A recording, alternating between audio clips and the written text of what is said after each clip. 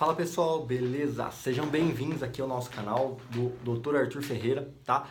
Hoje eu tô gravando alguma série de vídeos falando um pouquinho mais a respeito de alguns gatilhos psicológicos e até mesmo alguns comportamentos sociais que a gente tem. Tô me aprofundando um pouco mais no conhecimento na área de psicologia e eu estava estudando exatamente uma passagem que é a respeito do comportamento social, né? Quando grande parte das nossas travas, dos nossos bloqueios para a gente não alcançar os nossos objetivos, para a gente não alcançar os nossos sonhos, para a gente não ser a pessoa que realmente a gente é, a gente não alcançar o nosso real potencial de propósito, vem simplesmente porque a gente tem medo de demonstrar para as pessoas quem a gente realmente é. A gente tem medo de ser julgado, a gente tem medo de ser considerado um paia, ser considerado, o chatão lá, mas o cara é ridículo, mas é isso, mas aquilo. A gente não tem autoestima suficiente para que a gente possa se garantir e não ter medo do julgamento alheio.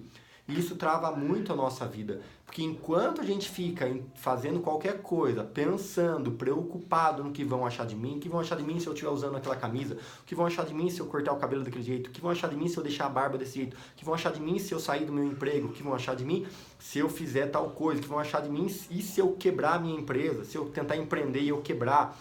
E aí a gente não faz nada na vida, você não entra no esporte, você não entra na academia, você não pratica um exercício físico, você não tenta emagrecer, porque você se conforma e tem medo do julgamento alheio. Isso é um dos pontos que mais trava as pessoas.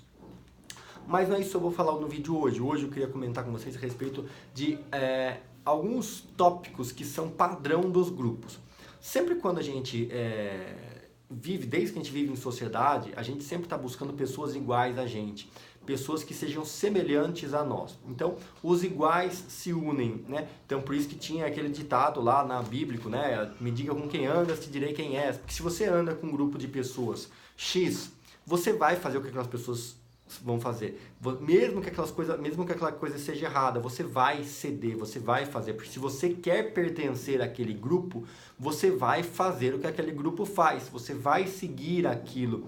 É difícil você quebrar essa regra, é muito difícil. Seria uma enorme exceção você quebrar essas regras dos grupos. E existem alguns padrões comportamentais de que todos os grupos passam, desde uma banda de escola, uma banda de música, pessoas que tocam o mesmo instrumento, que gostam de música, né, gostam de tocar algum instrumento, pessoas que gostam do futebol, que juntam aquele grupinho, fazer churrasco no fim de semana, aquela pelada na quinta-feira à noite, os grupos, o pessoal que joga, que vai jogar lá na lotérica, os aposentados que vão receber a aposentadoria no banco, o grupo de pessoas daquela sala de aula específica X, sabe? Grupo de mães do condomínio, sempre vai ter as divisões de grupos.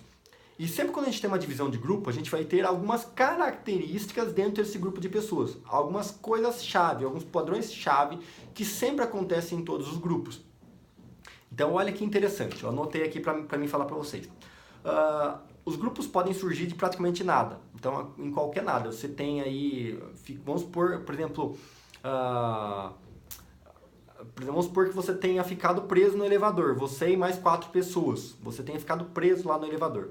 A tendência é que vocês façam um grupo, que são os isolados no elevador. Vocês se unam ali para tentar resolver o problema e depois, ali mesmo depois que vocês saiam, resolvam o problema, vocês talvez permaneçam ainda unidos, trocando ideias, trocando informação, porque vocês vão se conhecer mais, vão se aproximar mais. Então, um grupo ele é criado sempre do nada. Do nada surge um grupo. Tá? Do nada vai surgir um grupo. E para ter a característica do grupo, geralmente a gente tem o que a gente chama de ritual de iniciação. Vamos supor que você tenha acontecido um grupo por um desastre como esse, você tenha ficado preso no elevador. Mas em qualquer situação, você cria um grupo. E aí você, a partir do momento do grupo criado, para que outra pessoa possa entrar no seu grupo, você vai ter um ritual de iniciação. Você quer que todos os novos integrantes também façam determinada coisa, também passem por determinada coisa. Por exemplo, você vai entrar na faculdade, você é calouro, o pessoal chama você de bicho, vem cá, você é calouro. Aí para você entrar no calouro, para você entrar na onda e ser recebido, você tem que raspar a cabeça, pelo menos para os homens, ou passou no vestibular e tal. É um ritual, você entende como existe um grupo de todos os bichos, todos os vestibulandos que se tornam calouros nas faculdades do Brasil e tem aquele primeiro rito de iniciação, que é o raspa-cabeça, que é o rito religioso, que é o batizado.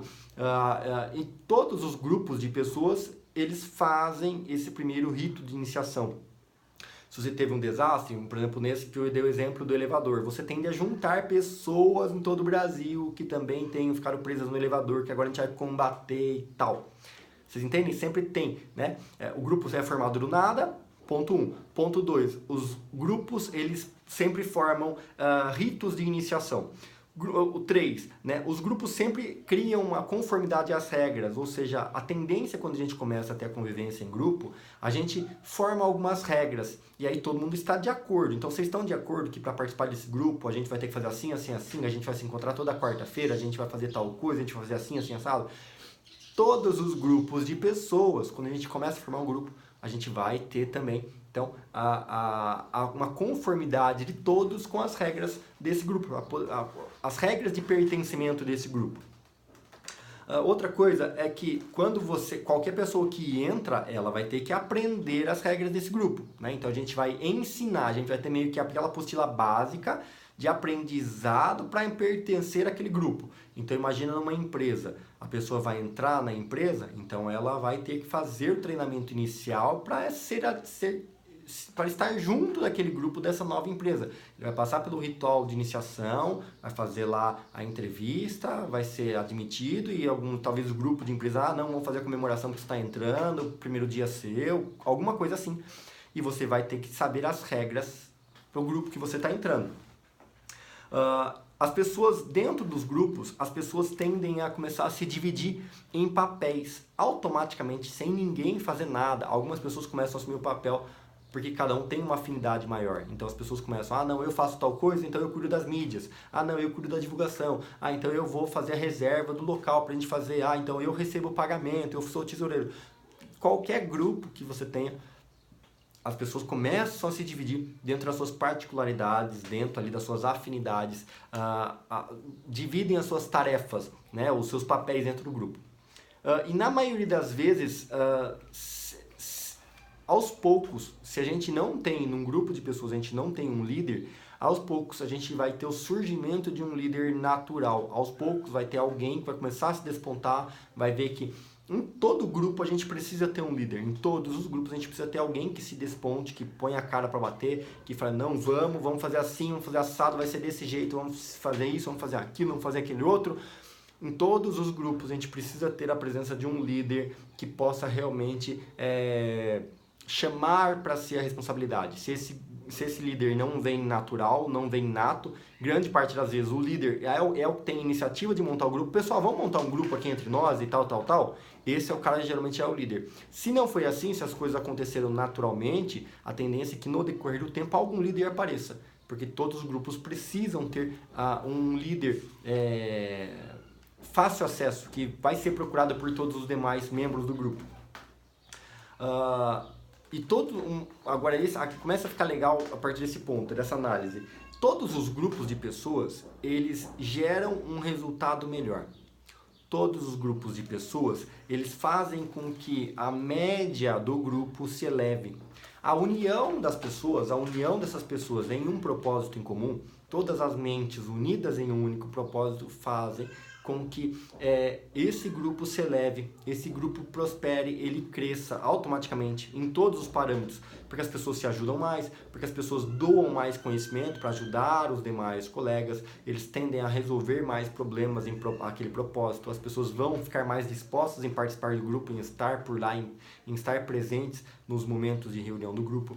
Então, em todos os grupos, quando a gente tem a divisão de grupos, é sempre muito boa, sempre vai ser benéfica, porque as pessoas conseguem melhores resultados na união entre elas e divisão dessas tarefas e elas aceitam doar o seu ponto forte, né? Então, sempre vai gerar um desempenho melhor, toda a união de pessoas, todo o grupo, porque eu acredito muito, né? Até isso é questão Mastermind, questão Napoleon Hill, né? Que a soma de duas cabeças tem um poder maior do que as duas juntas, né? Então, sempre a soma de pessoas vai ter um poder intelectual, de pensamento, de solução de problemas maior do que apenas a soma entre elas.